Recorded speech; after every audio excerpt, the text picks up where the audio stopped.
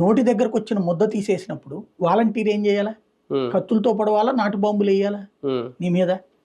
కానీ నోటి దగ్గరకు వచ్చిన ముద్ద తీసేస్తున్నందుకు వాళ్ళు అంటలేదు, లేదా రోజు ప్రశాంతంగా బ్రతుకుతున్న జీవితాలను రోడ్డుకు లాగినందుకు ఇల్లు చేయలేదే. 65 లక్షల మంది వృద్ధులు, 2.5 లక్షల మంది వీళ్ళు, పోనీ పబ్లిక్ గా వీళ్ళ వల్ల బాధితులు వాళ్ళు 65, 2.5, 67.5 లక్షల మంది. ఎంతమంది తలకో రాయేస్తే వీళ్ళు బతుకుతారా? ప్రాక్టికల్ గా వేయాలనుకోవట్లేదే వాళ్ళు. మరి ఎవడో బచ్చాగాడు వాడంట మైనర్ అట, అన్న క్యాంటీన్లు తీసేశారన్నటువంటి దాంతో వాడు ఫీల్ అయ్యాడట. అంటే వాడికి అప్పుడు పోనీ 17 అనుకుందాం, అన్న క్యాంటీన్లు తీసేసి 5 ఏళ్ళు అయిపోయింది. ఆ వయసులో నుంచి వాడు ప్రతీకారం. అసలు ఇది ఏమన్నా సినిమానా?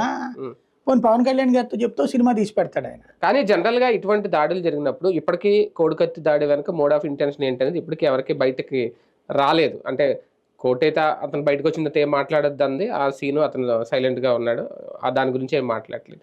ఇప్పుడు కూడా ఈ రాళ్ల దాడి ఏదో జరిగిపోయింది, ఎవరినో మైనర్లను పట్టుకున్నారు, అయిపోతారు. రేపొద్దున దీని వెనక కూడా ఎవరున్నారు ఏంటనేది కూడా తెలియదు. ఎన్నికలకు ముందు ఇవి సహజమా, మైలేజ్ కోసం కూడా ఇటువంటి జరుగుతూ ఉంటాయి, నిజంగా మైలేజ్ వస్తుందా? ఇప్పుడు ఇంటెన్షన్ ని రాజకీయ జోక్యం వలన నాశనం అవుతుంది అంతే.